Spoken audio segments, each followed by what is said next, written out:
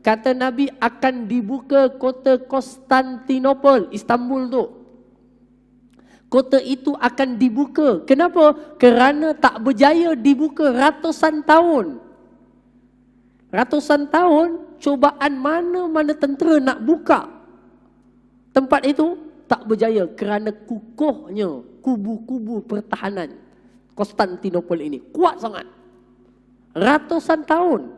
Tetapi akhirnya terbuka di zaman Sultan Muhammad Al-Fatih. Sultan Muhammad Al-Fatih, tuan-tuan, yang buka itu pun puluh hari baru berjaya tawan akhirnya.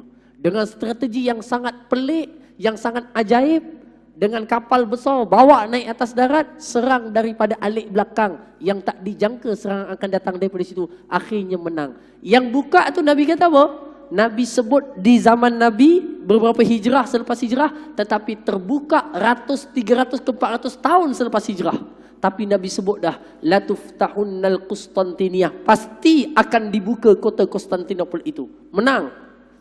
Sebaik-baik yang membukanya adalah pemimpin pada waktu itu dan sebaik-baik tentera-tentera itu. Abu Ayyub dengar hadis ni, dia rasa terpanggil. Dia kata, aku nak jadi satu daripada mereka, ataupun nak tengok mereka.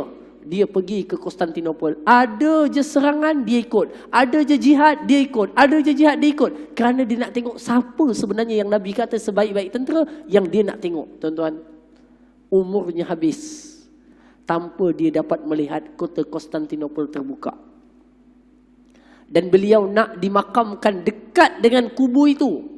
Katanya, wallahu alam, qil wa qal, dia kata, aku nak dengar daripada dalam kubur manakah tentera yang akan buka kota Konstantinopel itu. Tuan-tuan, semangatnya sahabat Nabi bila dengar hadis Nabi dan dia nak merealisasikan hadis tersebut.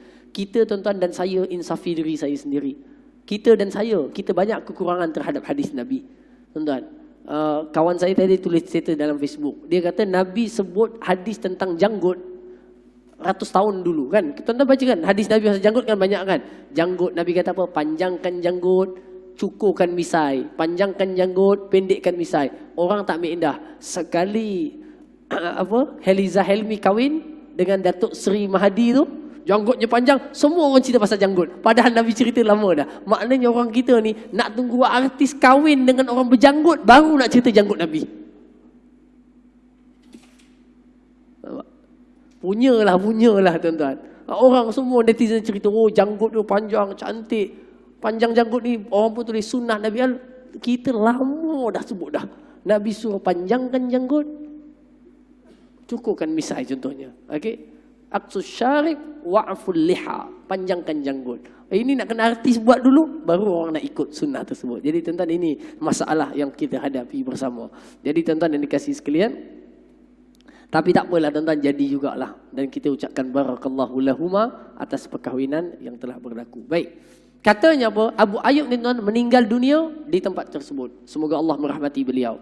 Kata Abu Ayyub Al-Ansari radhiyallahu taala anhu, beliau berkata, Rasulullah sallallahu alaihi wasallam telah bersabda, apa kata Nabi? Man tawaddaa kama umira wa shalla kama umira, ghufira lahu ma taqaddama min amalin. Barang siapa yang berwuduk sebagaimana yang diperintahkan.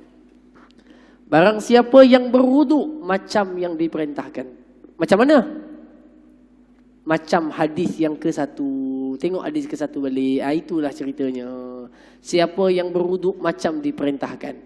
Ataupun tuan-tuan ikut wuduk yang wajib tu semuanya buat. Basuh muka betul-betul, tangan betul-betul, kaki betul-betul. Ghufira lahu ma taqaddama min amalin. Akan diampunkan baginya segala perbuatan jahatnya yang telah lalu. Sambung lagi seterusnya. Hadis yang ke-7. Okey. Dari an Uthman bin Affan radhiyallahu anhu, daripada Sayyiduna Uthman ibn Affan. Siapa dia Sayyidina Uthman? Khalifah Islam yang ketiga, Amirul Mukminin yang ketiga, merupakan sahabat Nabi yang mulia dan merupakan menantu Nabi SAW, digelar dengan gelaran Dzunnurain. Uthman digelar dengan gelaran Dzunnurain, pemilik dua cahaya. Kenapa? Kerana beliau menikahi dua anak Nabi SAW. Uthman ibn Affan menjawat jawatan sebagai khalifah. Ramai orang tak tahu Sayyidina Uthman ketika menjadi pemimpin umat Islam, beliau telah banyak bawa perubahan. Antaranya, tuan-tuan, ramai tak tahu. Mungkinlah tuan-tuan tak tahu, orang sini dah tahu semua. Dialah yang mensistematikkan sistem pemilikan tanah. Adanya tanah kerajaan, adanya tanah teroka, adanya tanah siapa yang buka dapat milik. Kan hari ni tuan-tuan tengok kan, orang siapa buka tanah dia jadi peneroka, ada milik, ada permohonan, ada tanah hima, tanah kawalan kerajaan. Sistem tu mana datang? Zaman Sayyidina Uthman. Sayyidina Uthman dah letakkan sistem tersebut. Akta pengawalan tanah, tanah milik siapa, macam mana, siapa yang kerja pejabat tanah sini tuan, dia boleh tahu lah tu tuan. Tapi dia tahu sistem tu. Asal awalnya peletakan itu telah wujud zaman Sayyidina Uthman ibn Affan. Kedua, beliau yang merancangkan sistem photostat. Bukan photostat mesin. Photostat ini tulis balik, ini tulis balik. Macam mana? Quran dicatat semula dan dibagi kepada wilayah-wilayah Islam pada waktu itu. Sayyidina Uthman. Maknanya sistem-sistem penulisan semula, analisis data, semua telah ada di zaman awal umat Islam. Tuan-tuan tak tergambar seorang ulama yang terkenal telah mengarang sebuah kitab institusi-institusi, bidang-bidang kerjaya di zaman Nabi SAW. Kita cuma ingat zaman Nabi, Nabi ajar orang sembahyang, Nabi ajar orang jihad, Nabi ajar orang ni.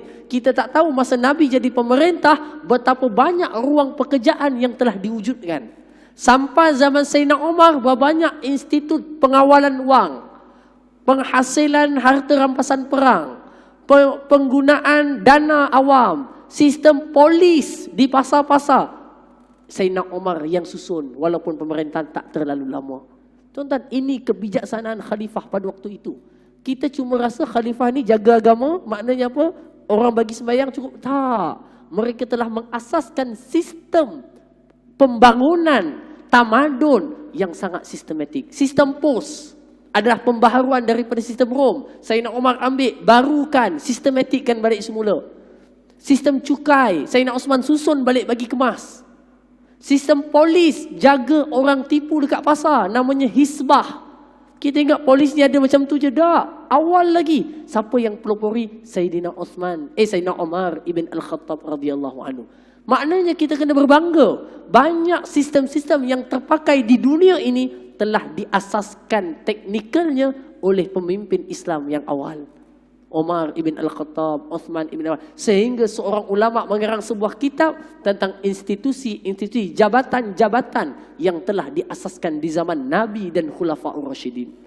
Semua diambil balik, duplikat balik, jalankan balik semula. Tapi bila umat Islam tak tahu benda ini, bahkan sebagian asatizah, mungkin para pendakwah, dia cuma nampak sudut ibadah sahaja, maka akhirnya dia tak nampak Islam ini adalah pengasas kepada pembangunan dan ketamadunan.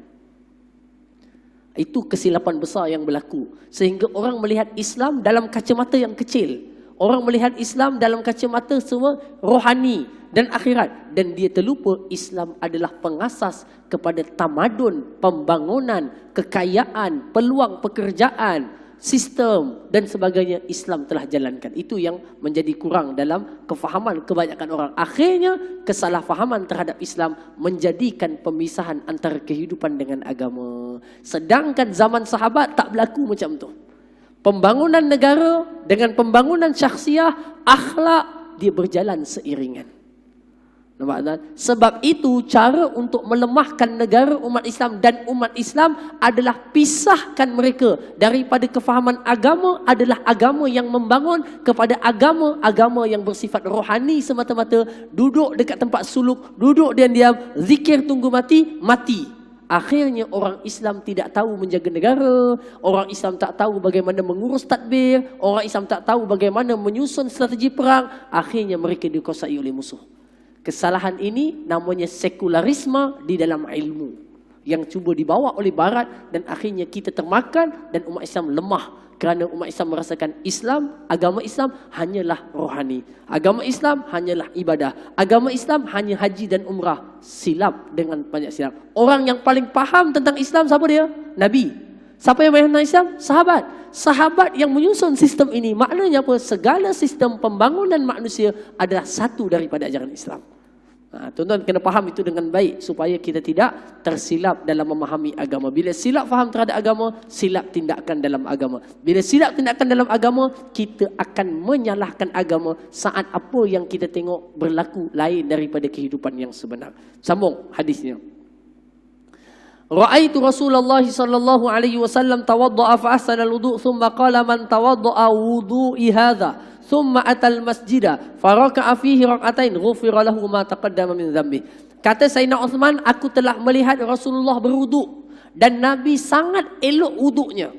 Lalu baginda pun bersabda, siapa yang berwuduk macam wudukku ini, kemudian dia pun pergi masjid. Sebab itu tuan-tuan, sebaik-baik wuduk dekat rumah, bukan kat masjid. Hadis ni bolehlah jimatkan bil air masjid tuan-tuan sikit. Wuduk di rumah baru ke masjid. Nabi kata siapa yang berwuduk macam ni, kemudian dia pergi masjid. Sampai masjid, sembahyang 2 rakaat. Maknanya datang awal, sembahyang 2 rakaat. Nabi kata apa? Diampunkan baginya segala dosa yang telah lalu. Dan hadis terakhir, seminit.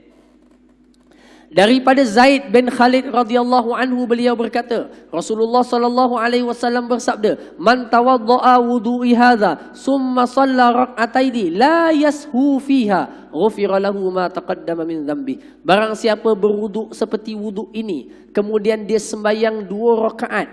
Okey, sembahyang 2 rakaat dan tidak lalai dalam menunaikannya. Tak lalai dalam menunaikannya. Okey, maka diampunkan baginya dosa-dosa yang telah lalu. Tuan-tuan, kita dah ada 8 hadis tentang ampun dosa yang lalu. Akan datang insya-Allah kalau panjang umur, ada lagi umur, kita akan baca hadis tentang apa dia? Amalan yang kalau buat, kita macam bayi yang baru dilahirkan, bersih. Okey, bersih.